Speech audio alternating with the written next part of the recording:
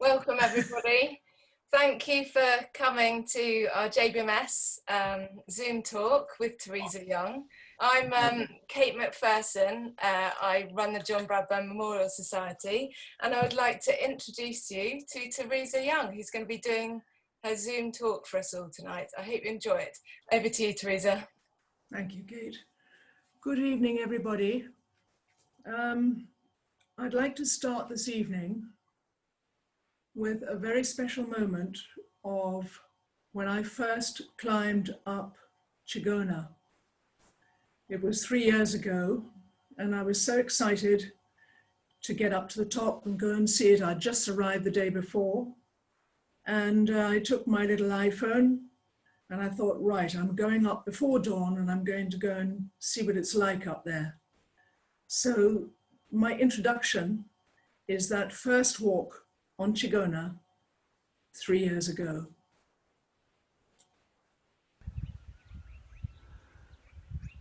Here I am at 5:30 to welcome the new dawn of another day. And here's beautiful Mutemwa mountain, which means you are cut off. And here comes the sun.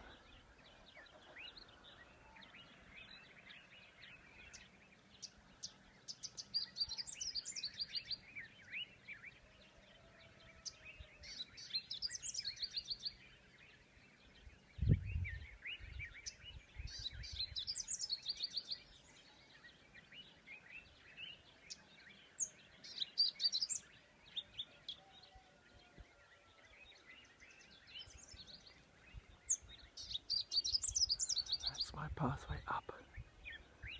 Off we go.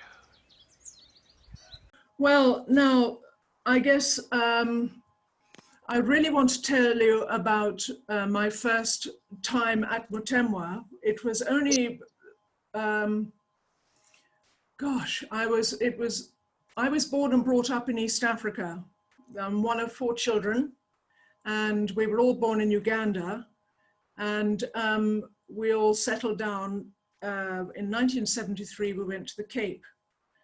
So the very first time I went to Mutemwa was, I was going to be leaving Africa from South Africa and going over to England to visit, hopefully, John on the way, and then also my grandmother, John's mother. Now, very sadly, while I was still in Cape Town, when I was 22 years old, John was killed. And so I thought, right, we better get going. So 2 years later, I then went up with my sister to Harare by train, and we went to Mutemwa for the first time. Now, when John first went to Mutemwa, I was only 12 years old. We were all in East Africa, and John was going walkabout all over the world. And so I only met him as a very tiny little tot when we went to England to visit on holiday. And that's the only time I met my grandmother as a little one and John. So I was desperate to try and meet John and my grandmother as an adult.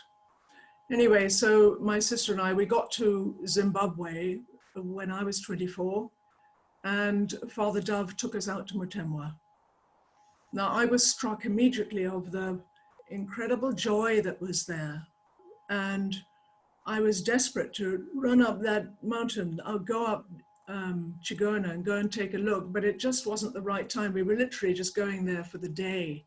And Father Dove said, come on, we're going to have mass in the chapel. And then he showed us around, introduced us to all the people, and took us to the site where John had been killed, where he'd been shot. So that was literally a day trip. So that was that. So now that video clip you saw of the dawn was the first time me actually going back to Mutemwa since then. And I'm now 62, and I was at 24 the first time. So the picture you see of me greeting Coletta was the first time I'd seen her, you know, since I was 24 years old. So that was a very special moment. So now I have a great connection with Africa in myself, in who I am. You know, we're all different. Some people are more drawn to different continents, different countries, whatever, but I feel that I've got Africa very much here in my heart. Now, just a quick sort of thing about John's family. I mean, they were one of five. He was one of five. You have got Philip, the older one, and then you've got Mary, and then John, and then my mother, Audrey, and John's younger brother, Michael. Now, of all of them, they're just the two of them converted to Catholicism in their life. And the others remained, you know, as they were born, as Anglicans. His father was an Anglican vicar, as you probably all know. Anyway, I feel that, you know, all of those children were very gifted, you know, both in either literature or music or whatever. Mare was certainly very gifted with her art. Philip had an ear for languages, loved music. Mike was very much into photography and creativity in that way. And then, of course, my mother, Audrey, and John had the love of poetry, although John just breathed poetry, it just came out of him, but my mother still loved it, and both of them loved music, particularly Bach. So we were all brought up in that sort of, with Audrey, my mother. I'm one of four, my sister Erica, Anthony, Charles, and myself, the youngest. We were all brought up with that sort of, with music. And we were all brought up as Catholics. And I think, you know, you're going to have to forgive me, I might skip here, there, and everywhere, but this is my mother's missal.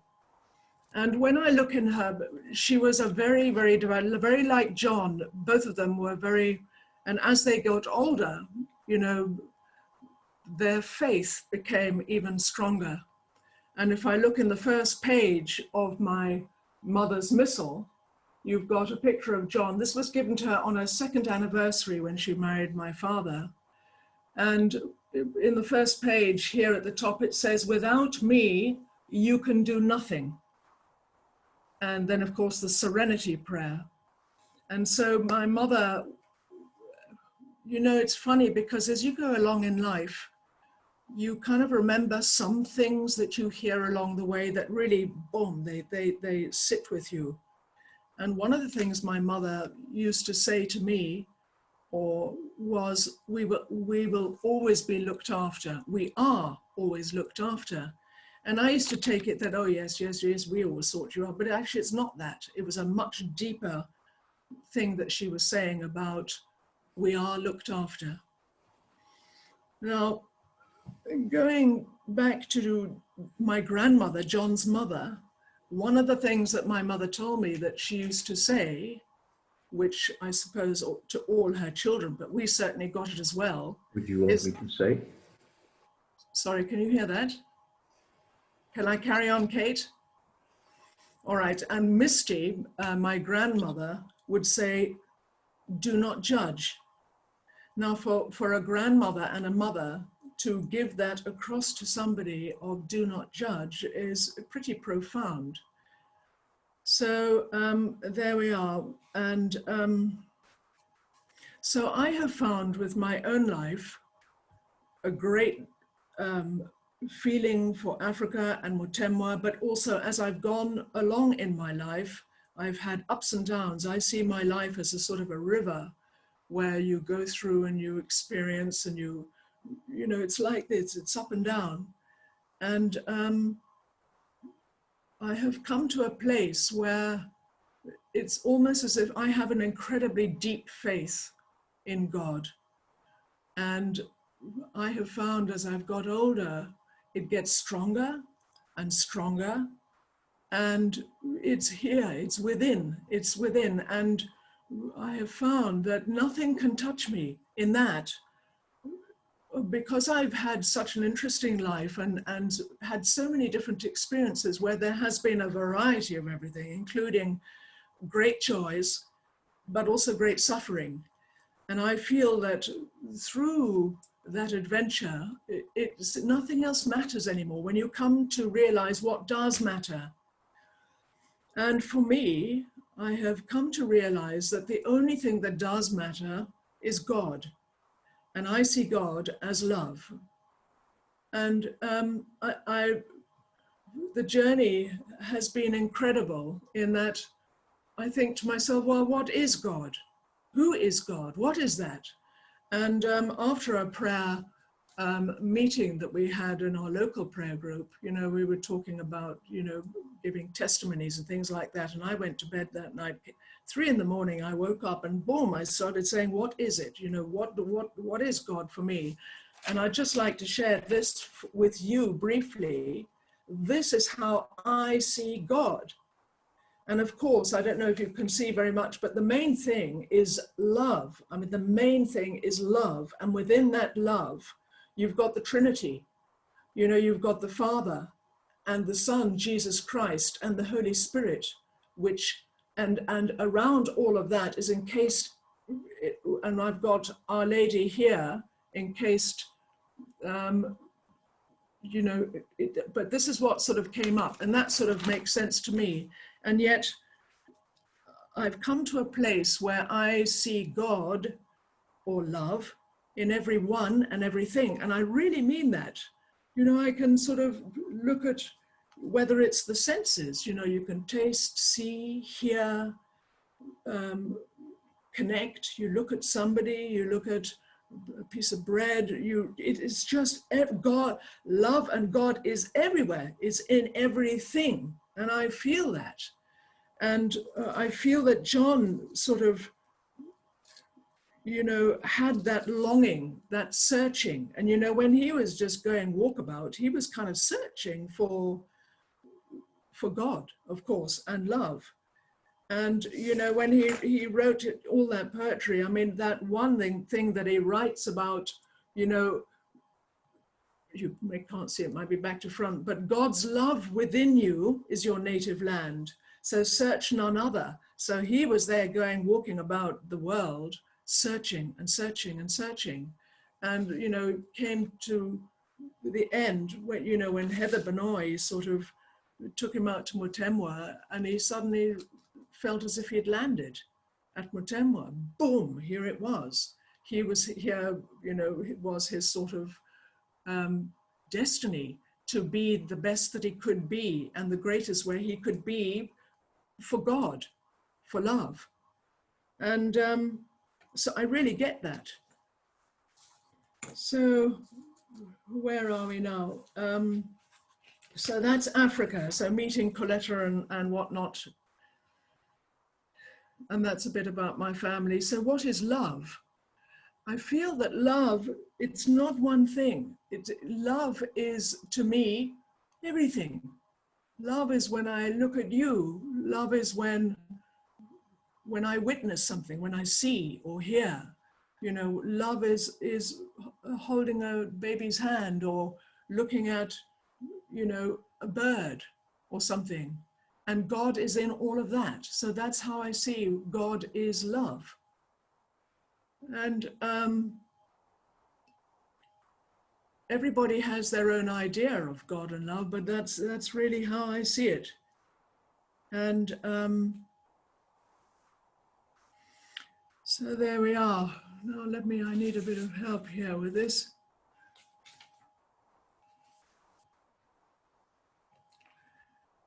Now,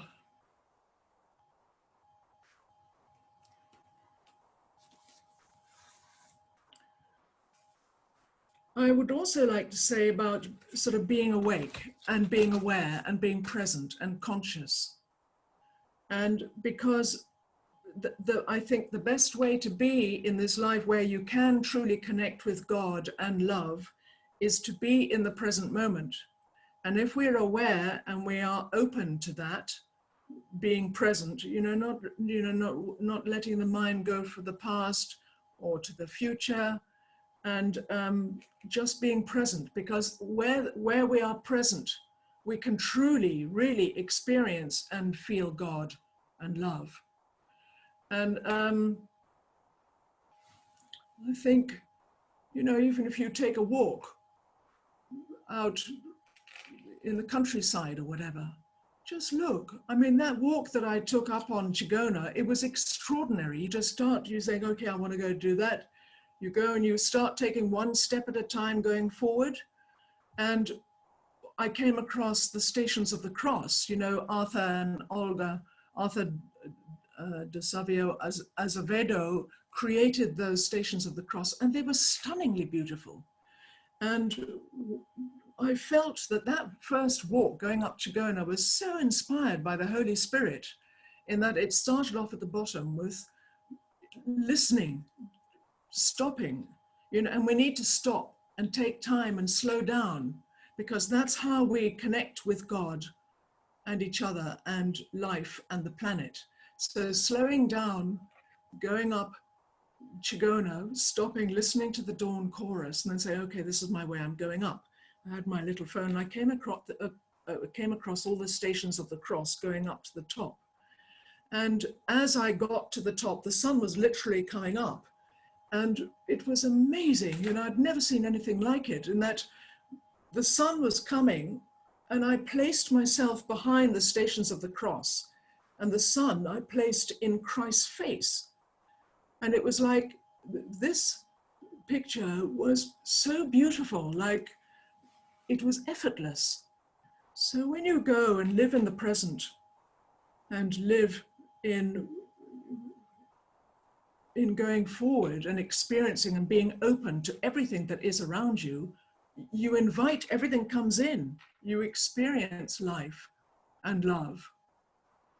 And now, I think one of the greatest things we can do, one of the things that is love, is kindness. You know, we can all be kind, we can all start, you know, you say, well, how do you start being all that and being at one and being on the way up and close to God? How do you do it? Well, we can start by ourselves, because love starts here. Love starts with honoring who we are, you know, as Jesus said, love thy neighbor as thyself.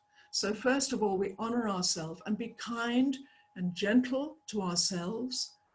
And from that love, because God is within us, you know, we are a part of God.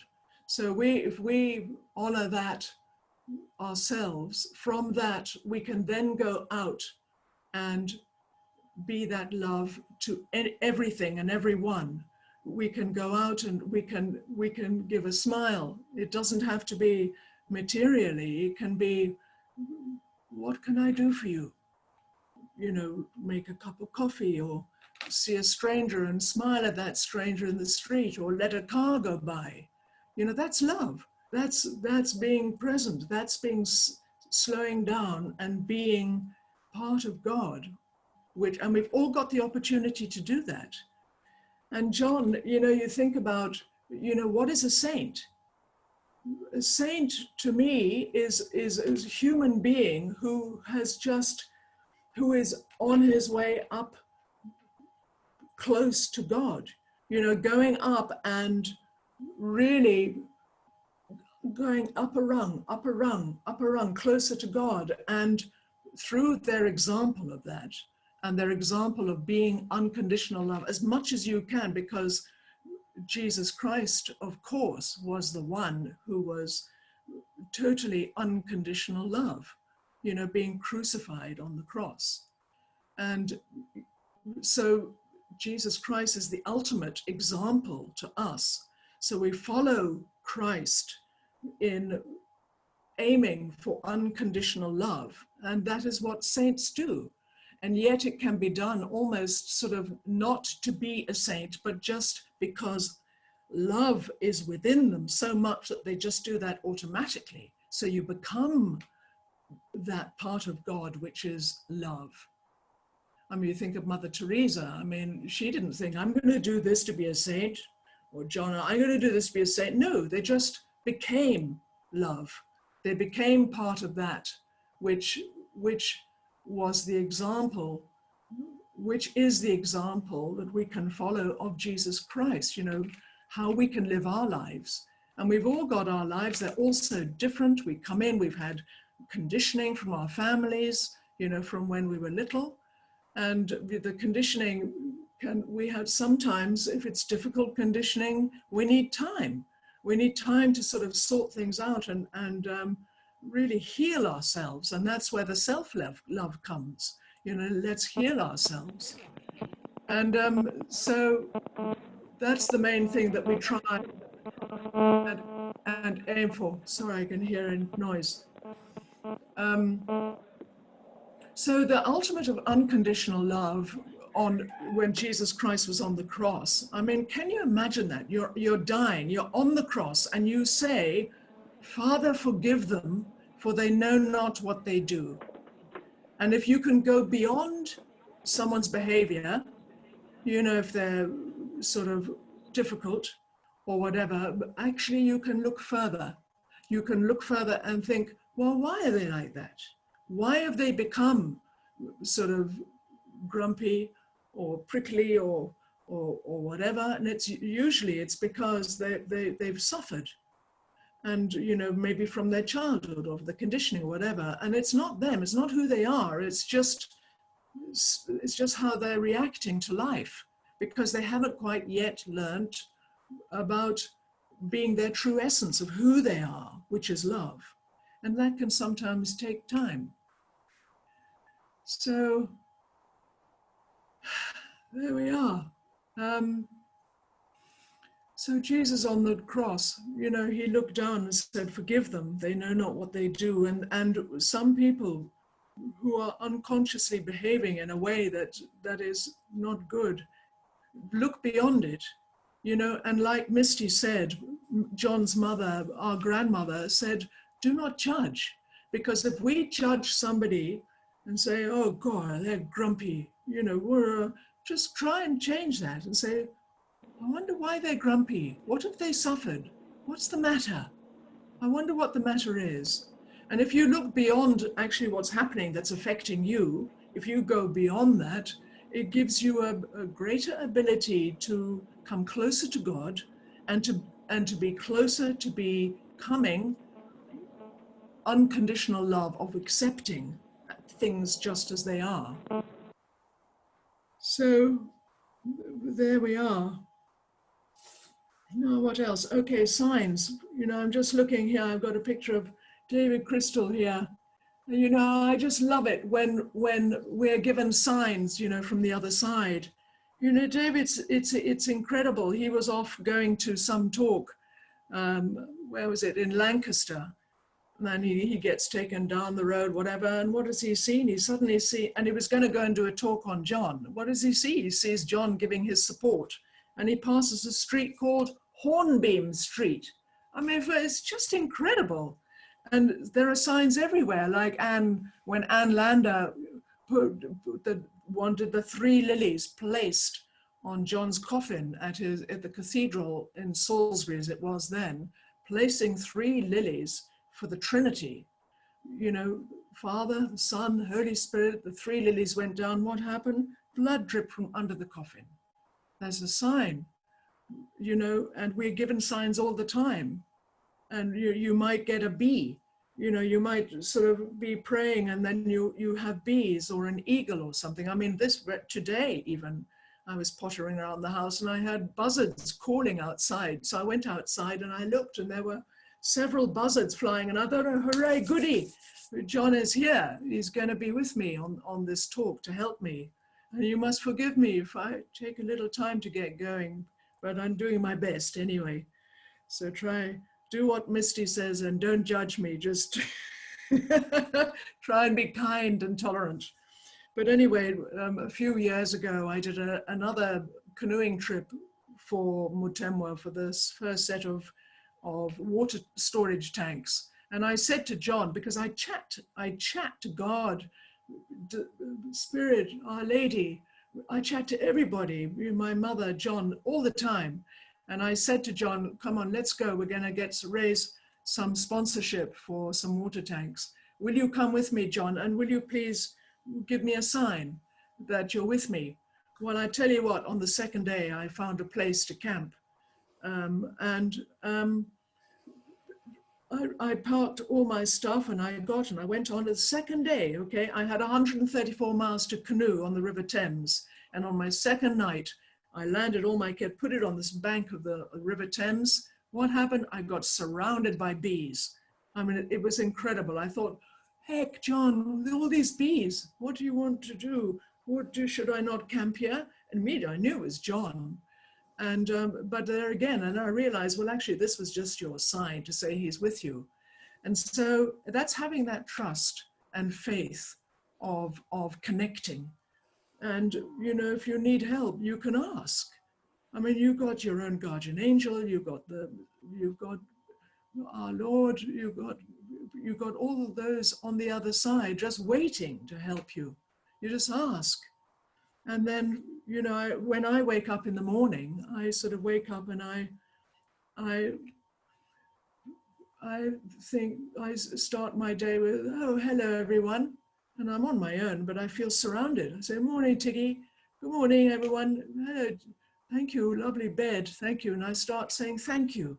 So my life is very much not only trusting and living in the present and saying thank you and enjoying, because we're here to enjoy our life. You know, do the things that bring you joy. You love music, put it on. You like swimming, go swimming, read a book, go and tend your garden. You know, my cousin Pamela is an amazing gardener, and that's her pleasure. That's where she connects with God or love. And, you know, we've all got our own thing that we love. I love paddling and I love people. I mean, I can go around anywhere in the world and just connect with people, but everybody has their own way. Everybody has their own thing. So I just want to tell you something about when we were at Mutemwa last year for the cause, for John, for the opening of the cause. And we had Enrico there, and we Father Gabriel and all the bishops and you know, we were all there and we were just sort of chatting and everything. And what is his name? Oh yeah, Didier. Didier was there too. Sorry, I just needed to look. And there was a little group of us. So there was Kate and Tim and Didier and Enrico and me, and we were gathering, and I was just going there to say goodbye. It was like farewell. We had already done the opening of the cause the day before and everything, or maybe it was the day after, I can't remember. But the important thing is that there was an African family there, and he gathered us around and he said, okay, I want to ask you something. He said, I want to ask you, family, and you people, could you do what John did? Could you do that? Like John arriving at Mutemwa with Heather that day. Could you do that and be there at Mutemwa and do what he did? And it's funny because I said, yes, I could. And then later on, I actually thought about it and I thought, oh, I don't know. Could I have done that? Because the situation, I didn't know the situation. I mean, John had an incredibly difficult time, particularly at the beginning when he arrived, and he just saw the desolation of those human beings, you know, with numbers around their necks and sores and neglect, hungry. You know, where do you start? And I suddenly realized, well, maybe I don't know if I could have done that, what John did, but I do know that I could love. And that's why I was responding to that question that African gentleman asked us, could you do that? And I said, yes, because I could love, I can love, and I do love. And we've all got that opportunity to be that love that John said yes to. He was a bit worried about it. I mean, he said to Heather, he said, oh, blast you, Benoi, you know, because he knew. You know, and like Jesus Christ said in the Garden of Gethsemane, Father, let this pass, let this cup pass, or thy will be done. So when you know you've got something really difficult and challenging, you know, can you do it? But what we can do is actually in our everyday is take on the challenge to be the love that we are in a little way, small way. We can start little step by step. Doesn't have to be huge like John. John, you know, what is a saint? A saint is someone who's close to God, a holy man who's high, who's connected high up to God and is on the way even further, and his whole life is consumed by God, but God being love. So we can all be that, part of that love in different degrees as much as we can, because I feel that we're here not only to experience things ourselves in our own lives, but also to be the love that we are in that, so that we can just, because I do believe we're all one. There's no separation, we're all one. And when I look at that, I think we're all connected in that, which is God, which is love. And when I was playing with my hands the other day, I thought, this circle, this is one, we are all one. And the oneness for me, you know, the Trinity, the Father, the Son, and the Holy Spirit. And then I just did like that. And it all boils down to being the love that we can all be. And also not only that, but to be grateful, you know, because gratitude is so important. You know, we mustn't look at things what you don't have. I don't have a, my sister said to me the other day, oh, sorry, the bath is a bit small. I said, no matter, it's bigger than a bucket. You know, it's all relative, you know, because there's always something bigger or whatever. But anyway, what I'm getting at is that we can all do our little bit. And if we look positively, not at what we don't have, but what we do have. You know, I got nice shoes, they might have holes in, or charity shop clothes. I don't mind. They're nice, they're comfortable. My shoes, I can walk far with them. You know, it doesn't matter. You know, so what does matter, what is important, is love. And doing our best every day to be that love. And if we find it hard to love our fellow man, well, start with yourself. You know, start being kind to yourself and saying, it's okay. You know, hug yourself. It's all right. It's okay. You're doing your best. You know, and once you start with little steps of being loving to yourself and then outwardly, it gets bigger. It's like magic. It grows. You know, little Toby, Kate's little boy the other day, had these funny little colored balls you put in water and it swells. Well, suddenly you got balls this big from a tiny little thing. And that's the way it is with love. You know, you start being that love and you start being kind and start being less judgmental about everything and everyone. You know, don't judge. Misty said, do not judge. Let's try and do that. Let's try and not judge ourselves, because, I mean, we can be pretty hard on ourselves. Oh, God, I shouldn't have done that. Oh, why did I do that? And all the past, the things that we've done, let it go. Forget it, because every day is a new day and every day is incredibly special, because every day is a gift from God. Do you know why? Because we get a second chance. We get a second chance to do something differently, something with more love, something with more calm, or we can learn a little bit more of peace. I mean, peace is the ultimate, isn't it? I mean, that's all I want in my life, apart from God, is peace. You know, and you know, this, what's his name? St. Francis of Assisi, I don't know where he's gone, but you know, his prayer of, Lord, make me an instrument of your peace. Where there is hatred, let me sow love. And you know, all that whole prayer, and there, if we can do that and become that love, we will find peace and joy. So that's my take on love anyway. And we're all just on a journey, aren't we? And now John he didn't marry, he didn't have any children, but he had 3 godchildren, you know, and I met Philip John Bertu and his lovely wife, Marie, just the other day. I was down in Devon, and they'd made this incredible CD of John's poetry, his words, but because they're musicians, they've made this incredible CD. It's beautiful. I can't stop listening to it. And Phil is actually John's godson. Now, John had 3 godchildren. There's Philip John Berto, sorry for the pronunciation. And then there's, of course, Pamela, my cousin. She was John's goddaughter, and my brother, Anthony John. So he had 2 godsons and a goddaughter. And so there we are. And yet he was, his family really, certainly the last 10 years of his life, were those who had no one, those who were hungry, those who were poor and sick.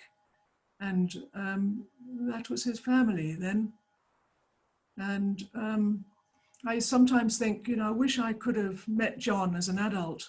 But in actual fact, when I was 22, which was when he actually died, if I'd met him when I was younger, I just kind of wasn't ready. You know, I needed to live my life a little bit more. And yet now I feel very much that John is within me. I feel his spirit. I feel his joy. I feel very like him in a lot of ways. And I mean, everybody is unique, but I so get John. You know, I can climb up a tree or climb up Chigona and just stand on the edge and just say, my God, look at that view. You know, so I have that adventurous spirit that is very similar to John's as well. So there we are. Now, there's one other thing I'd like to do before we end up is, I just wanted to read this. This is from this thing, this lovely, it's called the Thought Expressed. You know, that there's one, number 7, it says, "Oh, seek your treasure high above." And so let us all try and seek our treasure high above, which is an elevated space of being, which is God. I'll just read it for you. "Oh, seek your treasure high above. Let God alone your heart enthrall, and you will find the Lord your love in all things dwelling." All, in all. And that's the thing. God is in all in all things dwelling. "So shall your eyes, no longer dim, in seeing all, see only him." So if you become more of that unconditional love, you will see God in so much more, in everything. So we can all just try and do that. And I'd like to end this little chit chat with, you know, the prayer, "God be in my head and in my understanding, God be in my eyes and in my looking, in my mouth and in my speaking, and God be at my end and my departing." That little prayer. Well, I've got a lovely treasure for you. You know, seek your treasure. Here's a treasure for you of John singing just that prayer. But I would like to add a little bit more to that, in that try putting or even thinking about God's love be in my head and in my understanding. And God's love be in my mouth and in my speaking. God's love. So add love next to the God, and it's beautiful. It because God is love. So it's like saying the same thing. And you know, if we're going to cross over, of course we will one day. We'll cross over when our time is up, ready to go. You know, let's have God's love be at mine end and in my departing. So I'd like to end with that, and then maybe Kate can let you listen to John singing just that prayer, because I think it's very beautiful. And I just want to say thank you to all for coming and listen to John now. It's beautiful. Thank you, Kate.